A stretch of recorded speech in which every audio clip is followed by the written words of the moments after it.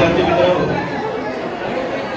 प्रतिवर्षाप्रमाणे याही वर्षी आपण भाई गौरव पाटील यांचा स्मृतिदिन आणि याही वर्षी आपण हा सोहळा या ठिकाणी आपण आयोजित करत आहोत.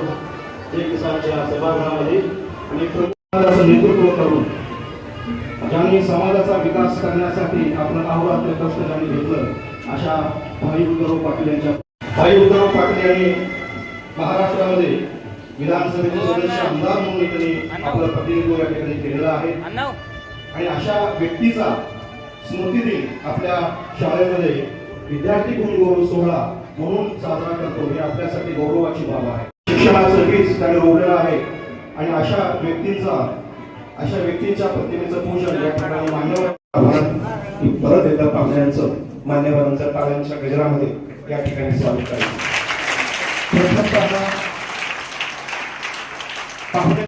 स्वागताचा सोहळा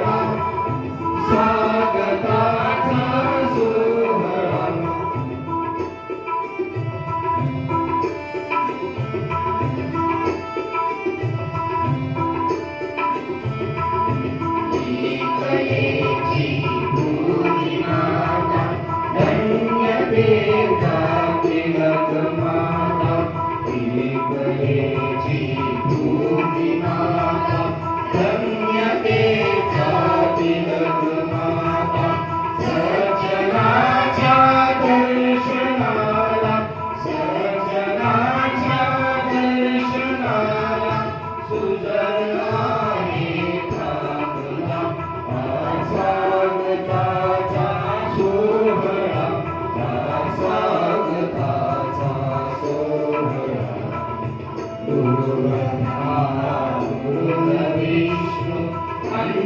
नाही वेगळा हा स्वागताचा सोहळा, हा स्वागताचा सोहळा. अशा आमच्या जे किसानच्या बाळांचे मुली या ठिकाणी मान्यवरांचं शब्द सोहळ्यानं या ठिकाणी स्वागत केलेलं आहे.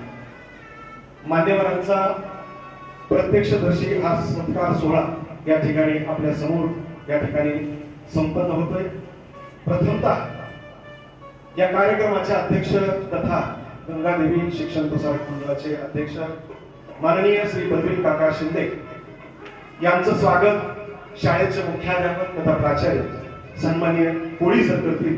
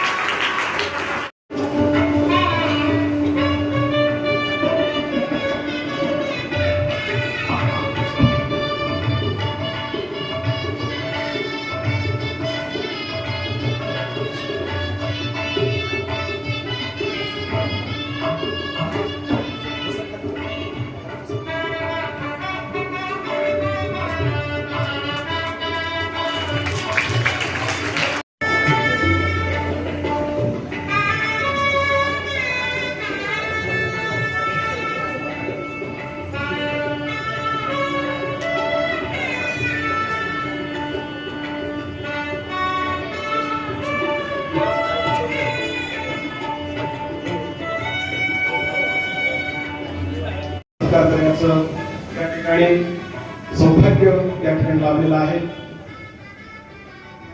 प्रमुख अतिथी याही नात्याने, संस्थेचे सन्मान्य सचिव याही नात्याने आणि गंगापूरचे भाई अनुभवाजी गाडेकर, कैलासवासी शिवरामजी कानडे, कैलासवासी देवीदास तात्या शिंदे आणि आबा यांचं योगदान प्रचंड मोठं आहे या शाळेच्या जडणघडणीमध्ये आणि त्यांचा सत्कार सन्माननीय चव्हाण सर करत आहे.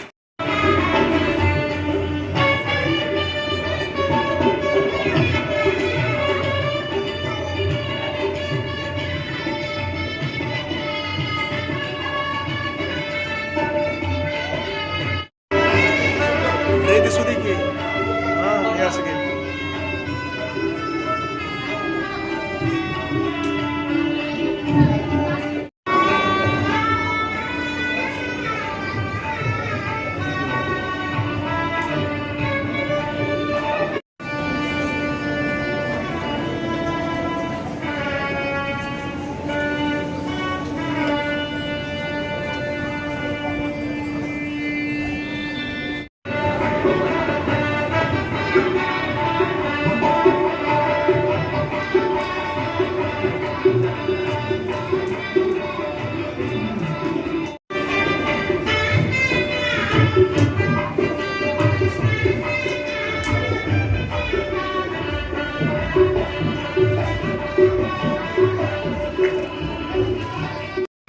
ज्यांनी मला वाटतं 1986च्या बॅचला ज्यांनी गणितामध्ये 150 पैकी 150 मार्क्स घेतलेले होते हे सौरभ शिंदेचे वडील, ज्यांच्या स्मरणार्थ आपल्या शाळेसाठी ज्यांनी 10,000 रुपयाचं पारितोषिक ज्यांनी ठेवलेलं आहे. इयत्ता 5वी ते 12वी पर्यंत व्यासपीठावरील विराजमान या शाळेचे आणि संस्थेचे अध्यक्ष माननीय श्री बलवीन काका शिंदे, उपाध्यक्ष माननीय श्री राधाकृष्ण गाडेकर, शाळेचे सचिव माननीय डॉक्टर सतीजी कानडे, या कार्यक्रमासाठी लातूरून आवर्जून उपस्थित राहिलेले लक्षेटे सरांचे वर्गमित्र माननीय श्री डॉक्टर खंडागळे सर, या शाळेचे सर्व सदस्य, व्यासपीठावरील सर्व मान्यवर आणि आपण विद्यार्थी मित्रांनो, आज आपण या ठिकाणी 10वी 12वी ते 5वी ते 9वी या इयत्तांमध्ये शिकणाऱ्या सर्व गुणवंत विद्यार्थ्यांचा सत्कार करण्यासाठी एकत्र जमलो. या कार्यक्रमाचं वेगळंपण असं आहे की शाळा स्थापन झाली 1969 ला आणि आज शाळेला जवळजवळ 57 वर्ष पूर्ण होत आहेत. या शाळेमधून शिकून गेलेल्या प्रत्येक विद्यार्थ्याने आपल्या नावाचा झेंडा बाहेरच्या ठिकाणी मिरवलेला आहे. आपल्या गावाचा आणि या परिसरातील खेड्यांचा विचार केला तर गावाचा विकास करण्यामध्ये जय किसान विद्या मंदिरची भूमिका सगळ्यात महत्त्वाची आहे. या शाळेने आतापर्यंत 9,500 विद्यार्थी बाहेर पाठवलेले आहेत आणि त्याच्यापैकी 80% विद्यार्थी वेगवेगळ्या क्षेत्रामध्ये आपापल्या परीने आपली भूमिका बजावत आहेत. शाळेमध्ये दरवर्षी हा कार्यक्रम आपण घेतो. याच्या पाठीमागचं कारण एकच आहे की पाठीमागे शिकत येणाऱ्या 5वी पासूनच्या विद्यार्थ्याला आपल्या समोर इथं गुणवंत विद्यार्थ्याचा सत्कार केल्यानंतर प्रेरणा मिळावी आणि आपणही खूप अभ्यास करावा जेणेकरून आपलाही सत्कार या स्टेजवरती होऊ शकतो. यासाठी या कार्यक्रमाचं आयोजन केलं आहे. या कार्यक्रमासाठी खूप सारे दाते एकत्र झाले. त्यामध्ये आमच्या स्टाफचाही समावेश आहे. बक्षिसाची एकूण रक्कम 98,520 रुपये. आज तारखेला आपण या सर्व गुणवंत विद्यार्थ्यांना त्यांच्या परीने येणाऱ्या क्रमांकानुसार बक्षीस म्हणून देणार आहोत. आणि तुम्हा सर्वांना मला हे सांगायचंय की या शाळेतून जे विद्यार्थी बाहेर गेले त्या सर्व विद्यार्थ्यांनी आपल्या जीवनामध्ये खूप चांगली प्रगती केली आहे. आणि आता हे 10वी 12वी उत्तीर्ण होऊन गेलेले विद्यार्थी सुद्धा त्यांच्या कार्याचा ठसा बाहेर उमटवतील यामध्ये तीळ मात्र शंका नाही. आणि आपण पाहतो आहोत की शाळेमध्ये आपल्या माजी विद्यार्थ्यांच्या एका ग्रुपने म्हणजे लक्षात सर त्या ग्रुपचे सदस्य आहेत. 1989च्या बॅचने आपल्या शाळेसाठी समोरच्या बाजूला असलेली जी कमान आहे ती त्यांच्या बॅचने माजी विद्यार्थ्यांनी बांधून दिली आणि शाळेला एक चांगल्या प्रकारचा भेट वस्तू म्हणून काय द्यायचं हा जो प्रश्न होता तो त्यांनी आपल्याला सांगितला आहे. काल परवा मी आणि लक्षात सर असंच ग्राउंड वरती फिरत होतो. त्यावेळेस 2000 ची एक बॅच आली आणि ते म्हणाले की सर आम्ही सुद्धा या ठिकाणी माजी विद्यार्थ्यांचा मेळावा घेणार आहोत. आणि त्यांना मी नंतर मग हा हॉल ओपन करून दाखवला आणि त्या विद्यार्थ्यांनी समाधान व्यक्त केलं की सर आम्ही नक्कीच 2 ऑगस्टला तुमच्या शाळेमध्ये परत एकदा आम्ही माजी विद्यार्थी स्नेह मेळावा इथं ठेवणार आहोत आणि आपल्या शाळेला आम्हाला काही मदत करता आली तरी आधी ते पाहणार आहोत. म्हणजे इथून गेलेला विद्यार्थी जो आहे तो शाळेला काहीतरी देण्याचा विचार करतो. यामध्ये या शाळेचं गुणवैशिष्ट्य लपलं आहे. आम्ही विद्यार्थ्यांना फक्त शिकवतच नाही तर त्याच्यावरती चांगले संस्कार करतो आणि या संस्काराची पावती काय तर आमचा विद्यार्थी इथून बाहेर गेल्यानंतर कोणत्याही कॉलेजमध्ये गेला तर तिथल्या कॉलेजचे प्राध्यापक त्याला कुठून आला हे विचारल्याशिवाय राहत नाही. काल मी अंकुशेला सहज बोलत असताना अंकुशे म्हणाला की त्याचा मुलगा सध्या शाहू कॉलेजमध्ये ऍडमिशन घेतलेला आहे. तो सायन्सला आहे आणि त्याच्यासोबतच विवेकानंद विद्यालयातून यावर्षी पहिला आलेलाही विद्यार्थी 11वीचं सायन्स कॉलेज इथं करतो आहे. या दोघांनाही कालची एक परीक्षा त्या कॉलेजने घेतली ज्याची 300 मार्काची ती परीक्षा होती. अंकुशेचा जो मुलगा आहे कार्तिक या मुलाने 300 पैकी 150 मार्क मिळवलेले आहेत आणि तो त्या कॉलेजमध्ये पहिल्या 10 मध्ये आला. आणि दुसरी गोष्ट तुम्हाला सांगायची की विवेकानंद विद्यालयातून जो विद्यार्थी 96% गुण घेऊन पास झाला आहे त्याने 300 पैकी 50 गुण मिळवलेले आहेत. म्हणजे इथं तुम्हाला मला हे आवर्जून सांगायचंय आम्ही देखावा करत नाही किंवा आमच्याकडे कुठल्याही गोष्टीची अतिशयोक्ती केली जात नाही. आम्ही जे असतं तेच बाहेर दाखवत असतो. आम्हाला चोरून कुठली गोष्ट करण्याची सवय नाही. कारण काय आमची आदरणीय संस्था आम्हाला नेहमी सांगते की तुम्ही फक्त मेहनत करत राहा. इतरांचं काय चाललंय त्याकडे पाहू नका किंवा चुकीच्या मार्गाने आपल्याला काही करायचं नाही. आणि आपण पाहतो आहोत की समाजामध्ये चुकीच्या मार्गाने ज्या काही गोष्टी घडतात त्या गोष्टी एक ना एक दिवस आपल्या समोर येत असतात आणि अशा चुकीच्या गोष्टी आपण इथं करणार नाही. तुम्ही सर्व विद्यार्थ्यांनी आपल्या भावी जीवनामध्ये खूप चांगलं यश मिळवावं आणि या शाळेची आठवण आपल्या स्मरणात कायम राहील असं काहीतरी आपण शाळेसाठीही करावं असं मला या प्रसंगी सांगावं वाटतं. याचं कारण असं की तुम्ही या शाळेत येऊन गेलात किंवा शाळेतून बाहेर गेल्यानंतर तुमची नाळ या शाळेशी जोडलेली असते आणि ही नाळ कुठल्याही विद्यार्थ्यांनी तुटू देता कामा नये. जेवढं काही आपल्याला या शाळेला करता येईल किंवा आपलं नाव या शाळेत राहील तुम्ही कधीही आलात. आता मी पाहतो आहे की मला कधी कधी 1975च्या टेशा द्याव्या लागतात किंवा त्यावेळेस तर रेकॉर्ड द्यावं लागतं. त्यावेळेस ते अतिशय वयस्क झालेले विद्यार्थी शाळेत येतात आणि ते म्हणतात सर की आम्ही या शाळेमध्ये खूप चांगल्या पद्धतीने शिकलो. आणि हाच तो शाळेचा बहुमान असतो. शाळेतील शिक्षकांना आदर्श शिक्षक पुरस्कार मिळाला पाहिजे असं मला कधीच वाटत नाही. विद्यार्थ्यांनी त्या शिक्षकांचा सत्कार करणं हा सगळ्यात मोठा आदर्श शिक्षक पुरस्कार असतो. आणि त्यासाठी सर्व विद्यार्थ्यांनी या संधीचं सोनं करण्याचा प्रयत्न केला पाहिजे, जेणेकरून आपण भावी जीवनामध्ये काहीतरी कुशल व्यक्ती बनू शकलो पाहिजे आणि आपला समाजात ठसा उमटला पाहिजे. कारण एका ठिकाणी विवेकानंद असं म्हणतात की तुमच्या समोर बसलेली कोणतीही व्यक्ती असेल तर ती व्यक्ती सामान्य समजू नका. ती व्यक्ती तुमच्या समोर ती तुमचं दैवत म्हणून बसलेली असते आणि त्या व्यक्तीवरती तुम्ही चांगले संस्कार करावे ही गोष्ट आपल्यावरती दिली आहे. सत्ता किंवा खुर्ची प्रत्येकाला मिळते आणि जात असते, याच्यावरती काही अवलंबून नसतं.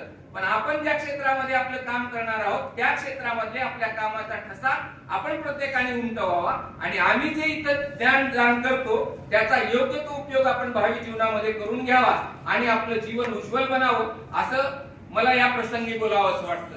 या संस्थेने आतापर्यंत आपल्याला पाहिलं असेल की गेल्या 2 वर्षामध्ये आपली सिंगल फ्लोअरची शाळा होती ते 2 वर्षामध्ये डबल फ्लोअरची शाळा झाली आणि या वर्षामध्ये जे काही संस्थेकडे काही असेल त्या फंडामधून हे मोठं असं सभागृह आपल्याला उपलब्ध करून दिलं. या सभागृहामध्ये आपल्या सर्व विद्यार्थ्यांना वेगवेगळे कार्यक्रम घेता यावेत यासाठी संस्थेने खूप मोठं काम आपल्यासाठी केलंय आणि आपण सर्वांनी या ठिकाणी शिक्षण घेत असताना आपल्याला एक गोष्ट लक्षात ठेवायचं आहे की जीवनात आपण कधीही इतरांसोबत वाईट विचाराने वागायचं नाही, जेणेकरून आपली प्रगती खुंटेल. कारण काय, जेव्हा आपण इतरांबद्दल वाईट विचार करतो तेव्हा पुढच्या माणसाला माहित नसतं की तो माणूस आपल्याबद्दल वाईट विचार करताय. एक गोष्ट लक्षात ठेवा, आपण इतरांचा वाईट विचार करण्यापेक्षा आपण सकारात्मक राहावं आणि भावी जीवन उज्ज्वल बनवावं एवढंच या प्रसंगी मला बोलावं असं वाटतं. एवढं बोलून मी माझ्या शब्दांना पूर्ण विराम देतो. जय हिंद. या कार्यक्रमाचे अध्यक्ष सन्माननीय बलबीर काका, या कार्यक्रमाचे प्रमुख अतिथी माझे मित्र सन्माननीय प्राध्यापक डॉक्टर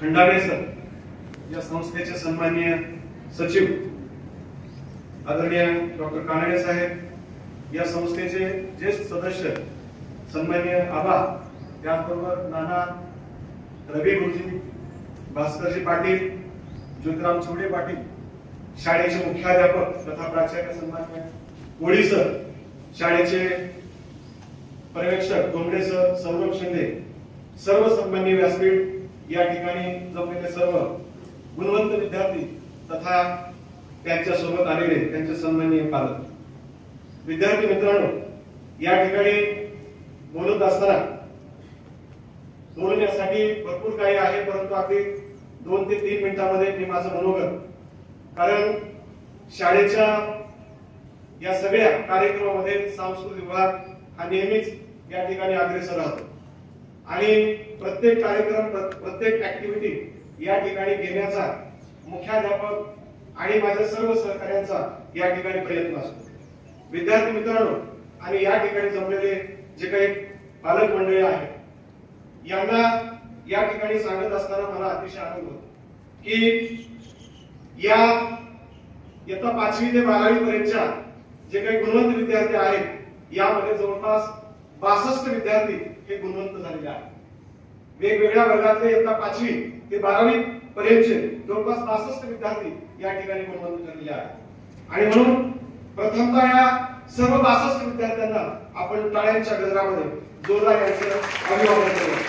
विद्यार्थी मित्रांनो आणि पालक मित्रांनो, या ठिकाणी आणखी या पारितोषिक वितरण समारंभाचं एक वैशिष्ट्य सांगत असताना मला असं वाटतं की या 62 विद्यार्थ्यांमध्ये कमीत कमी बक्षीस हे फक्त 50 रुपये आहे आणि जास्तीत जास्त बक्षीस हे 26,610 रुपये हे 10वी मध्ये प्रथम येणाऱ्या विद्यार्थ्यांचं हे बक्षीस आहे. या ठिकाणी बक्षीस किती मिळालं किंवा त्याची रक्कम किती आहे हे सांगण्यापेक्षा आपण बक्षीस मिळवलंय हे सर्वात महत्वाची गोष्ट आहे. विद्यार्थी मित्रांनो, स्वामी विवेकानंद नेहमी म्हणायचं की तुमच्या ओठावरचं गीत सांगा म्हणजे मी तुमच्या देशाचं गीत सांगतो. आपल्या ओठावर जे गीत आहे त्याच पद्धतीनं आपल्या देशाचं गीत असतं. विद्यार्थी मित्रांनो आणि पालक मित्रांना या ठिकाणी मला सांगावंसं वाटतं, तत्वज्ञानाच्या भाषेत जर सांगायचं म्हटलं की तत्वज्ञानामध्ये दोन गोष्टी असतात, एक श्रेयस असते आणि दुसरी प्रेयस असते. आता प्रेयस म्हणजे काय, जी गोष्ट आपल्याला आवडते परंतु शरीराला मात्र ती घातक असते. उदाहरणार्थ चहा आपल्याला आवडतो परंतु ती शरीराला घातक असतो, तरी परंतु आपण चहा पीत असतो. आणि श्रेयस गोष्ट म्हणजे जी खायला कडू लागते परंतु शरीरासाठी ती अत्यंत आवश्यक असते. उदाहरणार्थ कडुलिंबाचा पाला किंवा कडुलिंबाचा रस, ही गोष्ट श्रेयस आहे. नेमकं पालक इथं चुकतात, माझा मुलगा लहान आहे, बाळ लहान आहे, त्याच्याकडून काहीतरी चुका होतील हे आपण त्या ठिकाणी विद्यार्थ्यांना नेहमी म्हणत असतो. विद्यार्थी मित्रांनो, आपल्या मुलाला लहान कधी समजू नका असं मला या ठिकाणी सांगावंसं वाटतं. विद्यार्थी मित्रांनो, अगदी संत ज्ञानेश्वराचं उदाहरण घ्यायचं म्हटलं, अगदी 16व्या वर्षी ज्ञानेश्वरांनी ज्ञानेश्वरी दिली. त्यांचं वय लहान नव्हतं का, जगाचा राग आला ज्ञानेश्वराला आणि दरवाजा लावून बंद करून ते मध्ये बसले आणि तेव्हा छोटी 8-9 वर्षाची त्यांचीच बहीण संत मुक्ताबाई ज्ञानेश्वराला म्हणायला लागली की राग लोभ मागे सारा आणि ताटी उघडा ज्ञानेश्वरा. ज्याने संत हा शब्द पहिल्यांदा मराठी साहित्यामध्ये आणला ती मुक्ताई देखील लहानच होती, लक्षात ठेवा. आणि म्हणून पालकाला या ठिकाणी मी विनंती करतो की अगदी 21व्या वर्षी ज्यांनी अनेक लढाया केल्या ते छत्रपती संभाजीराजे. 16व्या वर्षी ज्यांनी रायरेश्वराच्या मंदिरात शपथ घेतली तेही शुभा लहानच होते, तोही संभाजी लहानच होता.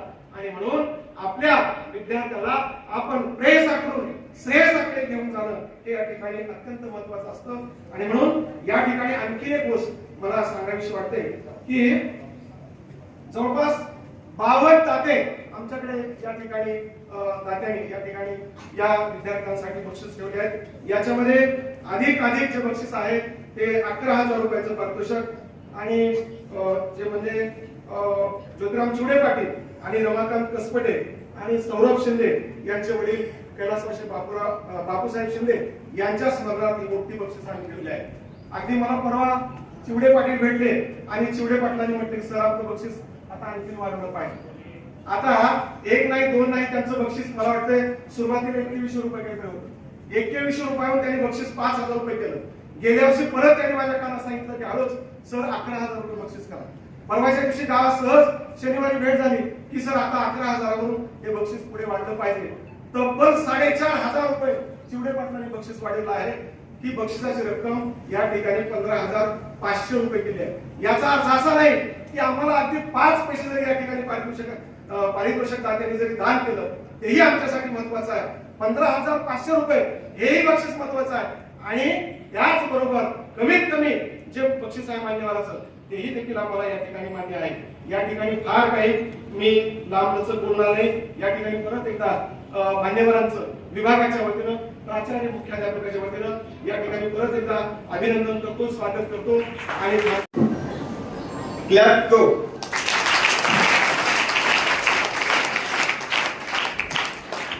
सकाळी नाश्ता झाला नाही का? अजून एकदा क्लॅप को.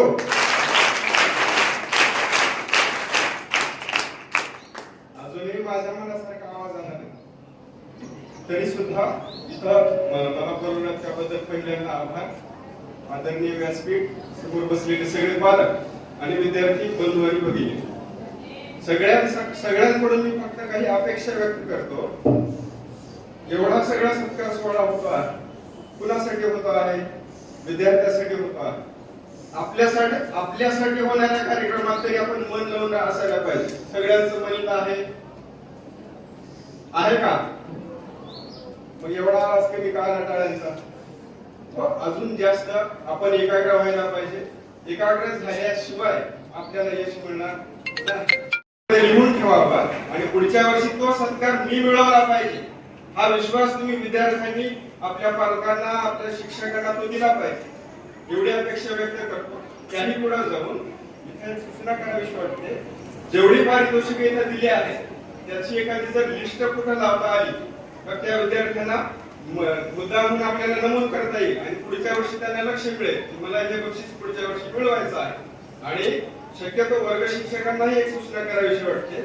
सहज एक रिकाम्या वेळामध्ये जर तुम्ही विचारलं या पुढच्या वर्षी या वर्गातून कोणता विद्यार्थी कोणता बक्षीस घेणार आहे अशी जर स्पर्धा लावता आली तर तोही एक चांगला उपक्रम ठरेल असं मला वाटतं. त्याही पुढे जाऊन विद्यार्थ्यांनी आपण केलेल्या कामाचं आपण केलेल्या कष्टाचं नाव होत असताना विद्यार्थ्याने कमावलेलं नाव म्हणजे पालकांनी कमावलेलं नाव असतं. आणि त्याही पुढे जाऊन कंटाळा आला असेल तर मी लगेच थांबणार आहे. मलाही जास्त बोलायची इच्छा नाही कारण मी कंटाळलेला आहे असं तुमच्याकडे बघून मला वाटतं. पण अगोदर कल्पना दिली असेल तर अजून थोडीशी तयारी करता आली असती. पण तयारी करून कुणीही लढतं. ऐन वेळेला ज्या प्रसंगाला तोंड देता येईल असा विद्यार्थी सतत शिकणारा असला पाहिजे. प्रत्येक प्रसंगातून चांगली गोष्ट शिकून चांगल्या गोष्टी घेऊन आपण आपलं नाव कमवावं एवढी सदिच्छा व्यक्त करतो. तुम्ही मला सत्कार केला त्याबद्दल मी सर्वांचे आभार मानते. आणि मी आज इथपर्यंत पोहोचले ते फक्त सर्व शिक्षकांमुळे. शाळेतील शिक्षक हे फक्त शिकवत नाहीत तर ते आमच्यावर असे संस्कार करतात की आम्ही पुढील वाटचालीत पण कुठेतरी आमचं नाव कमवावं. आणि आम्ही सर्वजण असं त्यांना पुढे जाऊन आम्ही कुठेतरी नाव कमवून शाळेचं नाव कुठेतरी येईल असा विश्वास त्यांना देऊ. एवढे बोलून मी माझे 2 शब्द संपवते. धन्यवाद.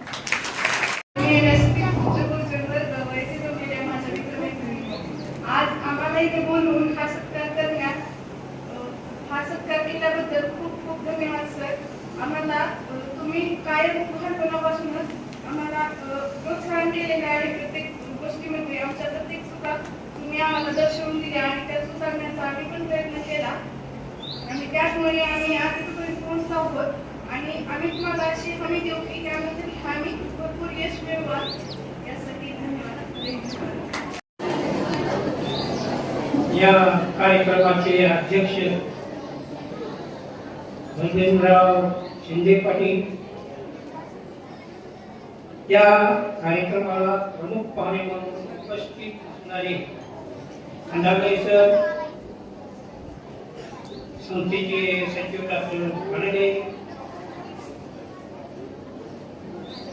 आणि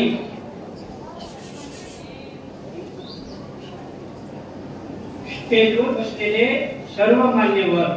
मी अधिक वेळ घेत नाही पण काही गोष्टी बोलणं भाग आहे आणि म्हणून मी बोलणार आहे.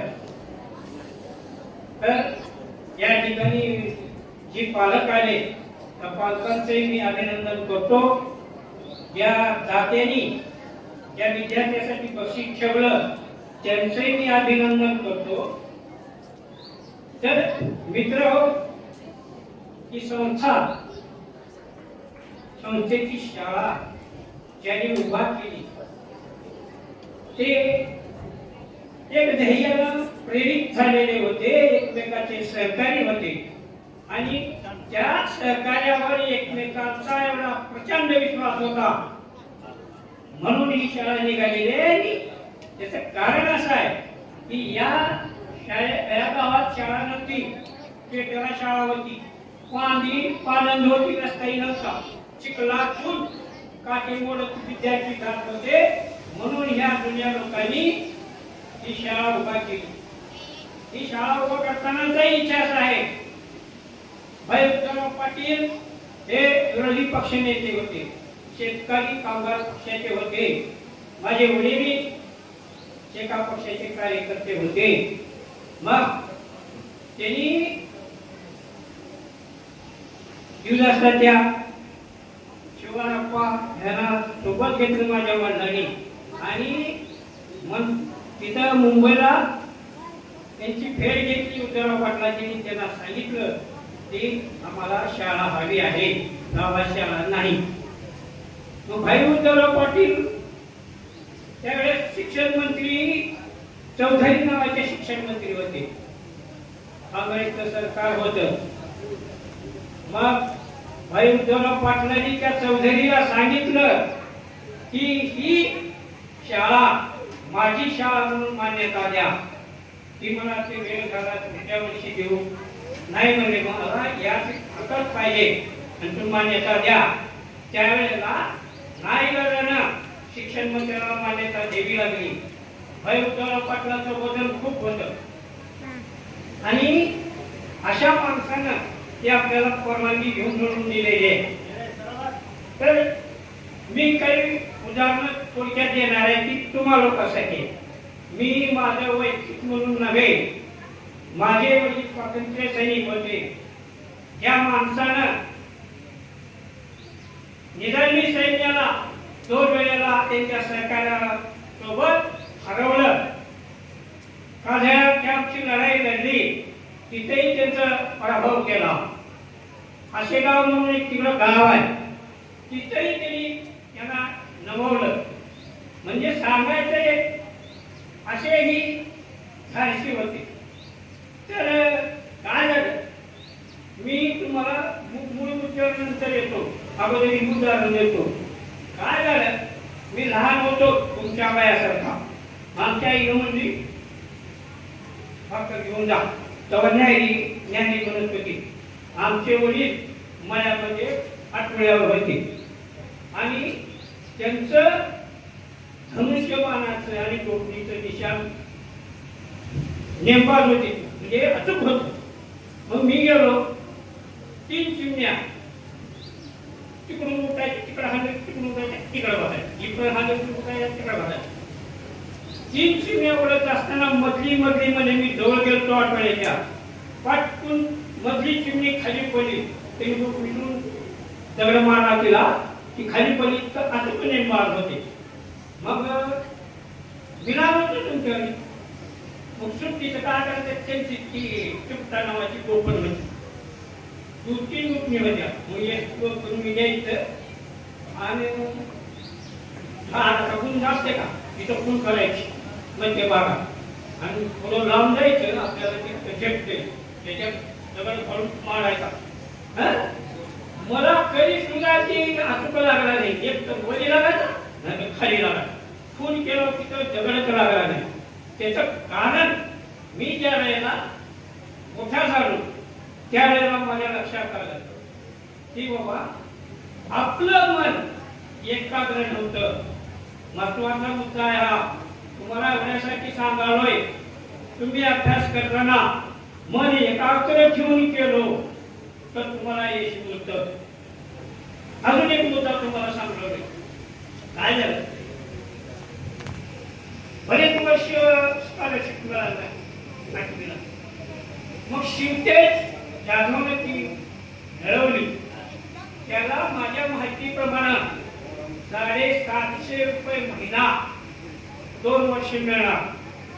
त्यानं दुसरी परीक्षा पास झाली. आर्थिक दुर्बल घटकासाठी ती 12,000 वर्षाला मिळणार, ती 4 वर्ष मिळणार. मग एवढं यश यानं संपादन केलं.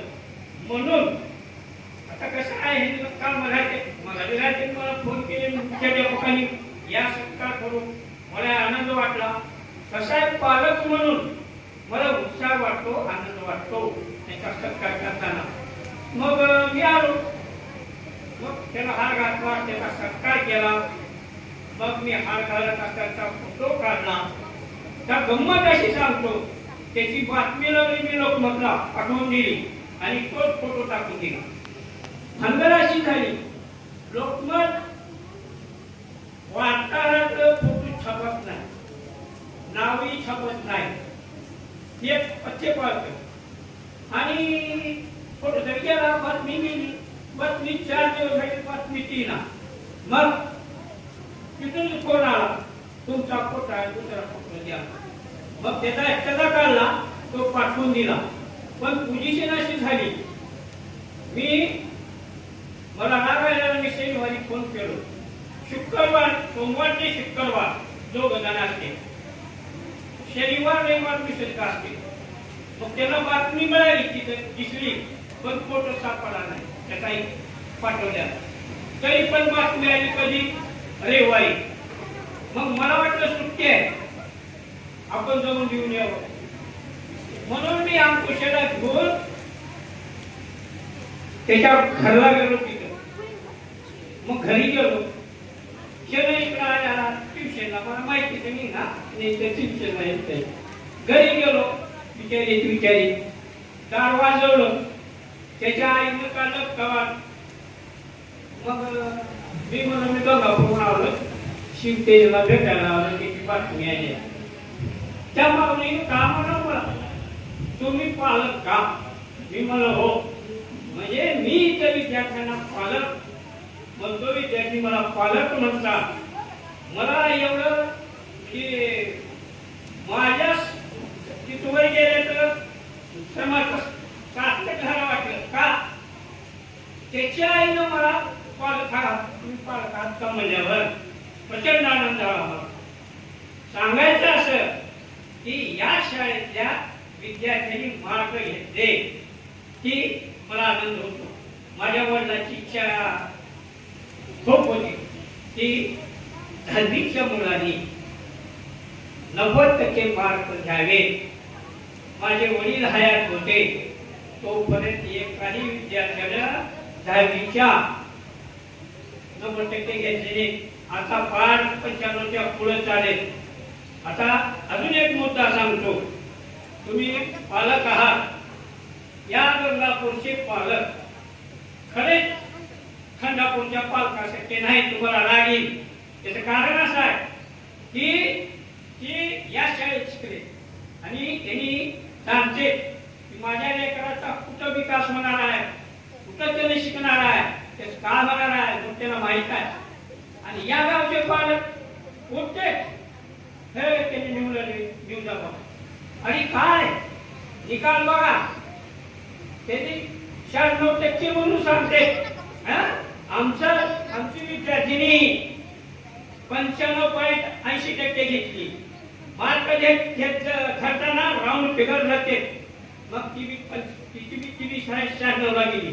कुठं निकाल करणार सांगा. त्यांचा दुसरा विद्यार्थी आहे 88 मार्काचा. त्याचा निकाल काढून बघा. या शाळेचा विद्यार्थी दुसरा. आता ती संस्काराला मुलगा त्याला मला वाटते तिथे तो 95 त्याला किती कोणाला 95.20 पुन्हा 5 वाढले 4. रिचेक केलं पुन्हा 4 वाढले म्हणजे 95.20 झाले. आता मला सांगा पुन्हा ही आमच्या चुलत भावाची काय म्हणजे आमच्या चुलत्याची आहे. तिने किती मार्क घेतले? 95%च्या जवळपास मार्क घेतले. आणि अजून एक सांगतो 75 ते 95 पॉइंट एवढे मार्क घेणारे विद्यार्थी 26 आहे. मी काढून पाहिलंय म्हणून सांगालोय. मग मला सांगा या शाळेचा निकाल काय? मग का पालकांनी असं करावं, का वागावं? तुम्ही एक लक्षात ठेवा, या माणसाने दुनिया ही संस्था उभा केली, शाळा काढली तुमच्या म्हणजे या गावच्या लेकरासाठी. त्यांना चांगले संस्कार मिळावे, त्याची गुणवत्ता वाढावी म्हणून ही शाळा काढली आहे. आणि म्हणून मला गंगापूरच्या पालकांना विनंती करायच्या बाबांनो लेकरांचं वाटवं करायच्या मार्गावर जाऊ नका. जी चांगली शाळा आहे त्याच्यात घाला, शिकवा आपलं लेकरू. Dash main Sagar incoming call. बराच वेळ झालेला आहे.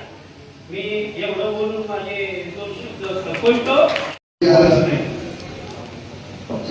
नमस्कार करतो. भाई उद्धवराव पाटील यांनी निवडून आपल्याला दिलं त्यांच्याही पावन स्मृतींना अभिवादन करतो. आजच्या कार्यक्रमाचे अध्यक्ष आणि आपल्या संस्थेचे अध्यक्ष सन्माननीय वंदनीय काका शिंदे,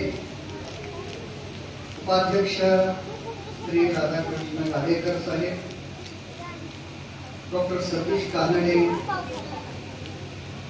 बळीराम गाडेकर, सुधाकर नाना मित्र, रवींद्रजी शिंदे, माननीय श्री कोळी टी ज्योतिरामजी चिवडे पाटील, आपल्या शाळेचे मुख्याध्यापक कोळी सर, सर्व शिक्षक बंधू भगिनी, जे गुणवंत विद्यार्थी आहेत त्यांचे पालक आणि माझ्या समोर बसलेले सर्व विद्यार्थी बंधू आणि भगिनी, तुम्हाला आता कदाचित प्रश्न पडला असेल की मी किती वेळ तुम्हाला त्रास देणार, सुद्धा सरळ होत नाही, त्यामुळे जास्त वेळ मी आपला घेणार नाही. माझ्या समोरची अडचण अशी आहे की 5वी पासून 12वी पर्यंतचे विद्यार्थी, व्हेरी हेटरोजेनियस क्लास, आणि जनरेशन गॅप म्हणून टेकलेला आहे 1.5 वर्षावरती. 5वीच्याला काय आवडतं ते 12वीच्याला निश्चित वेगळं आहे. पालक आहेत वेगवेगळ्या क्षेत्रात काम करणारे, शिक्षक बंधू भगिनी आहेत जे की माझ्या पेशामध्ये आहेत, आणि संस्था चालक आहेत. म्हणजे माझ्यासाठी ही दोरीवरची कसरत आहे, बोलणं आणि सर्वांना एकत्रित समाधानी करणं. पण विद्यार्थ्यांसाठी आधी थोडासा विषय घेतो, छोटा आहे अगदी. आपण सगळे शिक्षण घेतो, त्याचं कारण असं असतं की आपल्याला आपल्यातले सुप्त गुण जे आहेत, कौशल्य, स्किल्स, त्याला आपल्याला एनहान्स करायचं, वाढवायचं, वृद्धिंगत करायचं, हा त्यातला मुख्य विषय आहे. मग ते कशाने होणार आहे तर शिक्षणाने. आपण जेव्हा MBA वगैरे जे 12वीचे मुलं झाले, पुढे जर तुम्हाला शिक्षणामध्ये वेगवेगळ्या शाखा येतात, त्यामध्ये MBA एक प्रकार येतो. त्यामध्ये सुरुवातीला तुम्हाला असं सांगतात की वेदर इंटेलिजन्स इज इम्पॉर्टंट और स्किल इज इम्पॉर्टंट. म्हणजे तुमच्यातली बुद्धिमत्ता महत्वाची आहे का तुमच्यातलं स्किल महत्वाचं आहे. आणि त्याच्यासोबत एक जोडलं जातं की तुमच्या मधले मेरिट्स महत्वाचे आहेत का डिमेरिट्स महत्वाचे आहेत का. 2 उदाहरण देतो काय बेटा, तो काय इकडे थांब. अत्यंत कुशाग्र बुद्धिमत्तेचे 2 कॅरेक्टर महाभारतामध्ये, पात्र 2 आहेत. एक आहे भगवान श्रीकृष्ण, दुसऱ्या बाजूला आहे शकुनी. प्रचंड विद्वान असणारे हे दोन्ही पात्र व्यासाने तयार केले. शकुनीकडे बुद्धिमत्ता तितकीच आहे जितकी भगवान श्रीकृष्णाकडे आहे. फक्त प्रॉब्लेम कुठे आला, स्किल दोघांकडे इक्वल आहे. म्हणजे शकुनीकडे जे स्किल आहे त्याच ताकदीचं स्किल श्रीकृष्णाकडे आहे. फरक कुठं पडला तर दोघांमध्ये असलेल्या मेरिट्स मध्ये. भगवान कृष्णाकडे प्रचंड मेरिट्स आणि शकुनीकडे मात्र प्रचंड डिमेरिट्स. शिक्षणाने काय करायचंय तर डिमेरिट्सचं सेपरेशन करायचंय, म्हणजे दाबून टाकायचे आणि मेरिट्सचं एक्सपोजर करायचं. मेरिट्स थोडेसे पुढे आणायचे. आता समजा हे नाही घडलं तर काय होतं, एक छोटा विनोद सांगतो तुम्हाला. इकडे लक्ष द्या, तुमच्यासाठी विनोद आहे. चिंटू इकडे लक्ष दे थोडस. एक मजेदार विनोद आपण ऐकू. समजा आपल्याकडे बुद्धिमत्ता प्रचंड आहे पण स्किल डेव्हलप झालेलं नाही. ते कुठून होणार आहे, शिक्षणातून होणार आहे. आपण शिक्षणच घेत नाही. समजून की आपण कोणाच्या नावाची सॉरी पर्सनली घेऊ नका कोणीही. एक मुलगा आहे त्याचं रामू असं नाव समजू आपण, कोणाचं असेल तर त्याला चिडवू नका नंतर. आणि गावातल्या पाटलाकडे, तो वयस्कर आहे आता, म्हणजे 18-19चा आहे. तो पाटलाकडे कामाला असताना एके दिवशी सकाळी ठरले लोक असतात, श्रीमंत किंवा एखादा पाटील असेल तर त्याच्याकडे लोक सकाळपासून रीघ असते. सकाळी सकाळी 2-4 जण आले, पाटलाने ऑर्डर दिली 4 कप चहा सांग. आता इमानदार हा रामू आहे, त्याच्यामध्ये कुठलीही बेमानी नव्हती. म्हणजे स्किल आहे का नाही, म्हणजे स्किलवर येऊ आपण नंतर. इंटेलिजन्स आहे का, हुशार आहे तो मान्य अगदी, मेरिट्स आहे का आहे, पण एज्युकेशन नाही. मध्ये जाऊन पाटलीला सांगितलं की पाटलांनी 4 कप चहा सांगितलाय. पाटलींनी तर थोडस डोकं जरा, त्या दिवशी मूड खराब झालेला होता. ते म्हणजे कुठला चहा देऊ, तिथं बसून त्याला काय वजन लागले का चहा सांगायला. उठते दररोज सकाळी सकाळी कुठे तर चहा घेऊन बसते, चहा करीत बसते. त्याला सरळ आलं तसंच बैठकीत आणि त्या म्हटलं तुम्हाला का वजन लागले ते इथं बसून चहा करायला सकाळी सकाळी चहा नाही, पाणी नाही, दूध नाही, उगाच चहा कर म्हणून सांगतात. पाटलाची नाही परेशानी, बोलता येईना काही. मग त्याला हळू बाजूला घेतलं. अरे म्हणजे राम असं बोलत असतील का, मला हळूच बाजूला बोलवून घ्यायचं, हळूच कानात सांगायचं की पाटील असं असं घरी दूध नाही, पत्ती कमी झालेली आहे, पाणी नाही, असं मोठ्याने बोलत असतात का. तर पाटील मी सुद्धा माझ्या मनाचं बोललो नाही, पाटील ज्या बोलल्या तेच बोललोय, माझी काय चूक आहे. बरं ठीक आहे म्हणजे याच्यानंतर मला हळूच बाहेर बोलवून घ्यायचं आणि माझ्या कानात सांगायचं. ठीक आहे म्हणला. 4-6 महिन्यानंतर शेतात गेला. शेतामध्ये बंदी माहिती आहे का आपल्याला, कडब्याच्या गंजी बंदी त्या पेटल्या होत्या. आता पाटील म्हणजे काय 2-4 बंदी, 10-20 बैल जोड्या सगळं याला कळ्यांनी सांगितलं रामू पळ, आणि पाटलाला म्हणावं गाव घेऊन शेताकडे बंदी पेटल्याचा. ते गेलं पळत पळत मला इतकं पळालं, इमानदारी आहे. आणि बरोबर बाहेर ढालच्या बाहेर पायरीवर बसला. फळकळवाचं पाटील इकडे या, धापा घेतली. हळू म्हणायचं पाटील इकडे या. पाटील पिचकाऱ्या मारत 20 मिनिट आलंच नाही बाहेर. आल्यानंतर हळूच कानात सांगितलं पाटील शेतात पण मी पेटल्याचा गाव गोळातून नामामध्ये गेला. तोपर्यंत मी जळून गेल्या होत्या. पाटीलांनी माझं सरकून एक चापट लागली म्हणजे अरे रामू बोंबलत सांगायचं असतंय ना, असं येत असतं का अख्ख्या गावाला बोंबलत सांगायचं असतंय. हे म्हटलं की तुम्हीच मागे म्हणून होतो मला, काही झालं तर तुम्ही मला बाहेर बोलवून घे आणि मग कानात सांग मी काय चुकलो. अरे बोंबलत सांगायचं असतंय म्हणजे मूर्खासारखं काहीतरी केला. तोपर्यंत बंदी जळून गेल्या.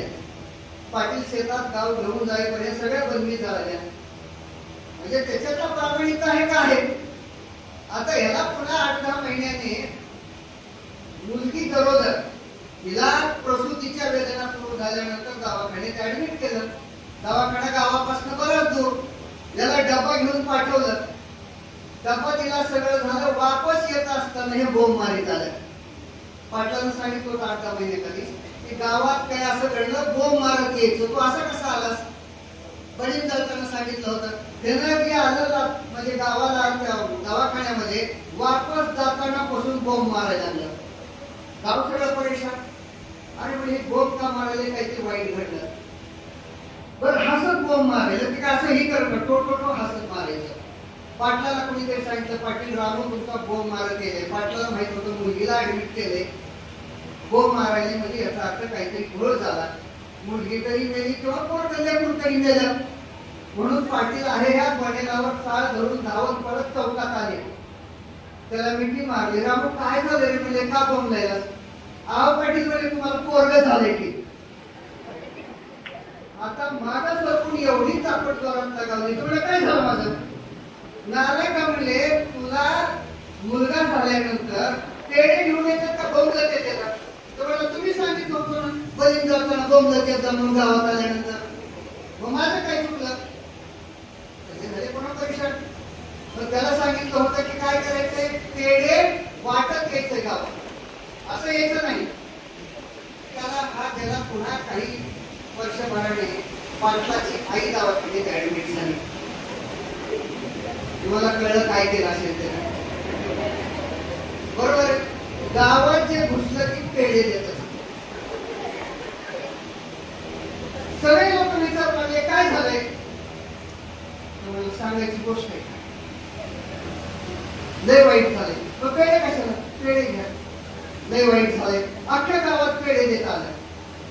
कुणी पेढे पाटलाला सांगितलं की रामू पेढे देत फिरायला लागलाय गावामध्ये. पाटलाला लक्षात आलं काय म्हणजे आपलं आई आजारी आहे आणि बहुतेक डिस्चार्ज वगैरे मिळाला, चांगली झाली काय की आई म्हणून त्याच्याकडे आले. अरे म्हणजे रामू काय झालं. मग काही केली तुम्ही. प्रश्न इतका आहे त्याच्याकडे स्किल आहे का नाही. हुशार आहे का आहे, पण त्याच्याकडे इंटेलिजन्स आहे म्हणजे त्याच्याकडे त्याला काय म्हणू आपण की इमानदारी आहे का आहे. इनोसेंट आहे का आहे. पण प्रॉब्लेम असा आहे त्याचं स्किल डेव्हलपमेंट झालेलं आहे. MBA काय म्हणतं की स्किल डेव्हलपमेंट करायचं, डिमेरिटचा माणूस सोबत घ्यायचा का स्किल डेव्हलप करून इंटेलिजंट माणूस सोबत घ्यायचा, मेरिटचा माणूस सोबत घ्यायचा, हे काम शिक्षकाचं आहे. म्हणजे तुमच्या माहितीच एज्युकेशनची जी कॉन्सेप्ट आहे पाश्चात्य लोकांतून आपल्याकडे आलेली आहे. 12व्या शतकामध्ये म्हणजे 13व्या शतकाच्या सुरुवातीला ऑक्सफर्ड आणि केम्ब्रिजचे पहिले 2 विद्यापीठ इंग्लंडमध्ये सुरू झाले. कॉन्सेप्ट काय म्हणते की बाबा तुम्हाला काय एज्युकेट करायचं तर तुमच्यातले सद्गुण वाढले पाहिजेत. आता हे भारतात काय होते सांगणं खूप मुश्किल आहे. आपल्याकडे सर नगरपालिका होत्या, महानगरपालिका होत्या, म्हणजे शिकलेले सुद्धा कशा चुका करतात बघा. मजेला कचरा कुंड्या, गाड्या नव्हत्या तेव्हा, कचरा कुंड्या जागोजागी टाकलेल्या होत्या. त्या कचरा कुंडीवरती स्लोगन लिहिले. मी वाचलं की खूप मजा असते, मला ते खूप म्हणजे आश्चर्य वाटलं. शिक्षण घेऊनही लोक असे कसे होऊ शकतात. हे भारतातच होतं बरं काय. त्या कचरा कुंडीवरती वरचं स्लोगन होतं, छोटे कुटुंब सुखी कुटुंब. सगळीकडेच आहे छोटे कुटुंब सुखी कुटुंब. आता हल्ली कुणीतरी अष्टपुत्र सौभाग्यवती असं जर आशीर्वाद दिला तर बाई उठतच म्हणजे पोटामध्ये बुद्धा लागली. अष्टपुत्र सौभाग्याचा बंद पडला. पण त्या काळात जे होतं वरती काय त्यावेळेला म्हणायचे लोकसंख्या कमी करा भारतीय लोकांना, म्हणून तिथं स्लोगन लिहिलं होतं छोटे कुटुंब सुखी कुटुंब. त्याच्या खाली लिहिलं होतं कचरा कुंडीतच टाका. वाचलं कसं गेलं, छोटे कुटुंब सुखी कुटुंब कचरा कुंडीतच टाका. काय बरे शिक्षण घेऊन सुद्धा काय एखाद्या वाक्याचं मतितार्थ कसा चेंज होऊ शकतो आपण नाही सांगू शकतो. म्हणून मित्रांनो तुम्ही जे मेरिटचे वगैरे आलेला आहात, तुम्ही पुढे अस्पायरिंग आहे घेण्यासाठी माझी तुम्हाला विनंती आहे. तुम्ही 10वीला मेरिट आला, शाळेत पहिले दुसरे तुम्ही जे काय असेल 12वीला आला किंवा तुम्ही 5वी पासून आलेले आहात, ते तुमच्या जीवनातले छोटे टप्पे आहेत. यशस्वी माणूस कधी आहे तो जेव्हा आयुष्याच्या शेवटच्या क्षणापर्यंत चांगला राहतो. बरोबर आहे, त्याची गरज आहे. म्हणून तुम्हाला मी जरासं एवढं पुरेसं वाटतं मला. आणि पाश्चात्य लोकांनी हे प्रूव्ह केलं की भारतीय क्लासिकल म्युझिक हे मेंटल फूड आहे. 3 प्रकारची हेल्थ असते आपली.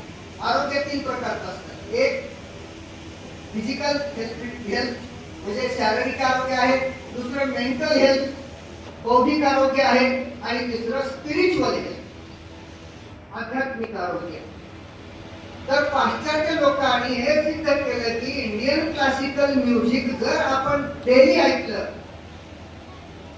तर त्याचा बेनिफिट माणसाचं फिजिकल, मेंटल अँड स्पिरिच्युअल जे हेल्थ आहे ते मजबूत होतं, ताकदवर होतं. म्हणून ही थेरपी साधारणतः 2000च्या पहिल्या दशकामध्ये इंडियन क्रिकेट टीमला सुरू केली आणि आज अनेक पाश्चात्य विद्यापीठामध्ये हे सुरू आहे. म्हणून शाळेला विनंती, म्हणजे तुम्हाला विनंती आहे शाळेच्या सगळ्यांना की याला थोडंसं जास्त एक्सपोजर द्या. तुमच्या विद्यार्थ्यांना त्याच्यामध्ये त्याचा कान तयार करा. तुम्हाला एक छोटं लातूरमधलं उदाहरण देतो. बेंगलोरचा जो काही पती पत्नी, त्या पती पत्नीने ठरवलं की गरोदर असताना त्या लेडीनं पूर्ण 9 महिने एक ठरलेलंच म्युझिक ऐकलं क्लासिकल मधलं. त्यानंतरचा इतिहास असा झाला जेव्हा मूल जन्मलं तेव्हा ते मूल 6 महिने रडलंच नाही. घडलेली घटनेवर काय ते काल्पनिक नाहीये. म्हणजे मूल रड, आता आपण महाभारतात म्हणलं की बाबा गर्भाशयामध्ये अभिमन्यू शिकला, आई झोपली म्हणून ते अर्धवट काम अपूर्ण राहिलं आणि त्यात वधही झाला चक्रव्यूहामध्ये. ती थेरपी कोण, एक लातूर मधलं एक कपल जे की इंजिनियर आहेत दोघेही, ते अंमलामध्ये आणतात. म्हणजे ध्वनीमध्ये ताकद आहे. हे आपल्याला खूप अगोदर सांगितलं, ध्वनीमध्ये ताकद आहे. आता तो विषांत माझं होणार नाही म्हणून मी सांगतो. आपल्याला काही मंत्र जपायची परवानगी दिलेली नाही, कारण त्या मंत्रांची ताकद असं सांगतं वेस्टर्न सायन्स की शरीराच्या प्रत्येक अंगामध्ये कंप तयार होतात त्याचे, आणि शरीरातले जे वाईट गोष्टी आहेत त्या बाहेर फेकल्या जातात. ते आम्ही सामान्याला देतच नाही. म्हणून आपला सार्वजनिक विकास होत नाही. शाळेला विनंती आहे की थोडं हे एक्सपोजर दिलं तर अधिक बरं राहील. मी विचार करतो बसल्या बसल्या की आपल्याकडे फिजिकल टीचर आहेत का, खेळाचे शिक्षक आहेत का, तर नाही. तुम्ही हायर करायला हरकत नाही. मुलांना जितकं मैदानावर तुम्ही सोडाल आणि त्यांच्याकडनं फिटनेस करून घ्याल तितकं चांगलं आहे. पाश्चात्य देशामध्ये 4थी पर्यंत दप्तर वगैरे हा सब्जेक्टच ते ठेवलेला नाही. त्यामुळं आपण या थोडं सूचनेकडे लक्ष दिलं तर संख्या वाढायलाही याचा फायदा होईल. आणि शिक्षकांसाठी विनंती आहे, तुम्हाला तुमच्याकडे बघून मला खूप आनंद वाटला. सूत्रसंचालन बघूनही मला वाटलं मेरिट्स ते मला निश्चित जाणवले. इतकं ताकदीचं लोक मला असं म्हणायचं की यांच्याकडे म्हणजे काही माणूस 100% झालेला नाहीये. शिक्षक असेल तरी 100% पुढं कुणाचीच होत नाही. कारण जे दररोज बदलू लागलेलं आहे यांचं थोडंसं ओरिएंटेशन करा. त्यांना सिलेक्टेड स्कूलला व्हिजिटला पाठवा. त्या स्कूलची स्टडी करायला लावा. मी मध्ये अशी बोलत होतो की थोडंसं विद्याप्रतिष्ठानचं सगळं तुम्ही एकदा बघून घ्या इन्फ्रास्ट्रक्चर, त्याचा अभ्यास करा. विद्यार्थी संख्या कमी होणार नाही. सीबीएसई स्कूल मधून पालक निराशेने वापस येऊ लागले. मी माझ्या मुलीला एका रेप्युटेड, नाव सांगणार नाही, रेप्युटेड स्कूल मध्ये ऍडमिट करायला गेलो सीबीएसईच्या. तिथे एक सॉरी बरं का तुम्ही महिला त्याला अदरवाईज घेऊ नका, एक गोरी गोमटी बाई तिथं बसवलेली आणि मी गेले फोटो मारले. म्हणजे कशासाठी आला आपण पूर्ण ऍडमिट व्हायला आलोय. ते हसले. मी इथं कसं ऍडमिट करते, तुम्ही कसा प्रश्न विचारला म्हटलं मला. कशासाठी आलोय म्हणजे मी काहीतरी एज्युकेशनच्या संदर्भात आलोय. हा काय प्रश्न झाला का विचारण्याचा, कशासाठी आला, बरोबर आहे. मग ती थोडीशी जमिनीवर आली. ती मला मिक्स्ड मराठी बोलू लागली. बघा पालकांचं काय म्हणायचं ना, हॅमरिंग कसं करतात, मिक्स्ड इंग्लिश बोलू लागले. काही मराठी, काही हिंदी, काही इंग्रजी. मी तिला म्हटलं की तिन्ही भाषा मला येतात, पैकी कुठली सिलेक्ट करून आपण कम्युनिकेशन करू. आता बोलता येईल. मग थोडंसं छान बसतो. मग एकदम प्युअर मराठीत सांगा, प्युअर इंग्लिश मध्ये सांगा किंवा प्युअर हिंदी मध्ये बोला. मग ती म्हटली मी मराठी प्रिफर केली. म्हटलं तुमचं एज्युकेशन काय, एम.कॉम झालंय. तिला माहित नाही मी दयानंद मध्ये कधी झालंय, 2000 या वर्षी झालंय. ठीक आहे म्हटलं, तुम्हाला तर मी कधीच बघितलेलं नाही दयानंद मध्ये. मग म्हणजे त्यामध्ये एक्सटर्नल झाले, कुठल्या वर्षी झालं, कुठून झालं. मीच तिच्या चौकशा सुरू केल्यानंतर तिला फायनली ऍडमिट केलं. मी 12वी पास आहे. तुम्हाला फसवणं चाललंय हे, म्हणजे हे आपण लक्षात घ्या. 12वीची एक चांगली दिसणारी महिला काउंटरवर बसवायची, तुम्हाला मिक्स्ड इंग्लिश आम्ही त्याला म्हणतो त्याच्यात बोलायला लावायचं आणि पालकाला फसवणूक करायची. मूळ विषय असा आहे, जापनीज लोक सांगतायत जग आज ते मान्य करतंय, मातृभाषेतच कॉन्सेप्ट क्लिअर होतात. आता हे शिक्षकाचं काम आहे तुम्हाला तुमच्या गावात समजून सांगायचं. पालक ज्या वेळेला कन्व्हिन्स होईल त्या दिवशी पालक सीबीएसईला नाही पाठवणार. ते तितकंच सत्य आहे. आपण तिथपर्यंत जाणं हे तुमच्यावरती आहे. बघा माझ्या कॉलेजमध्ये 2 लोक सर्कस मध्ये गेलेले. तुम्हाला काय करावं लागणार आहे, तुम्हाला सेक्युरिटी पाहिजे तर या अँगलनं पालकापर्यंत जायचंय, सांगायचं आणि तेवढं द्यावं पण लागेल तुम्हाला, गरजेचं आहे ते. आणि त्याच्यातूनच देश पण बनेल. पालक आहे तिथं, तुम्ही बाहेर गेल्यानंतर सांगा सीबीएसई नको म्हणावं. गेल्या वर्षी लातूरमधली घटना आहे. सीबीएसईला मुलाला म्हणजे शिक्षणाचे पैसे भरायला नाहीत म्हणून एका आईने आत्महत्या केली. लातूरमधली घटना आहे आपल्या. काय मूर्खपण आहे. सीबीएसई मध्ये लेकरू शिकलं तरच एज्युकेशन मिळतं. हा फ्रॉड करणारा म्हणजे फ्रॉड आहे, तो चुकीचा आहे. मातृभाषा जपानमध्ये आजही इंग्लिश एज्युकेशन नाही. जगात सर्वाधिक रिसर्च कुठं होतं, रिसर्च आर्टिकल तुमच्यासाठी होते, मुलांना हे कळणार नाही, तर ते इंग्लिश मध्ये होतं. जपानमध्ये 4000 लोकांची ट्रान्सलेटरचे लॅब आहे.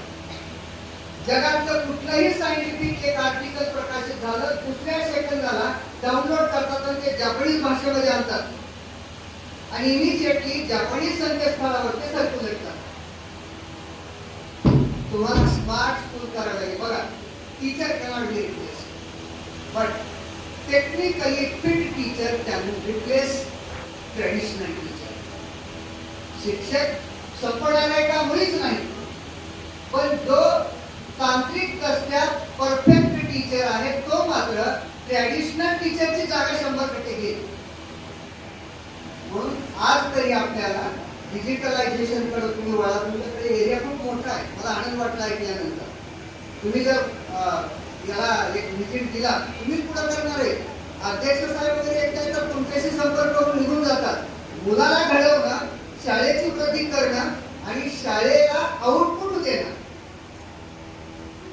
हे सगळं शिक्षकांच्या हातात आहे. मला तुम्हाला सर्व बंधू भगिनींना विनंती आहे, तुम्ही केलेलं काम अप्रतिम आहे.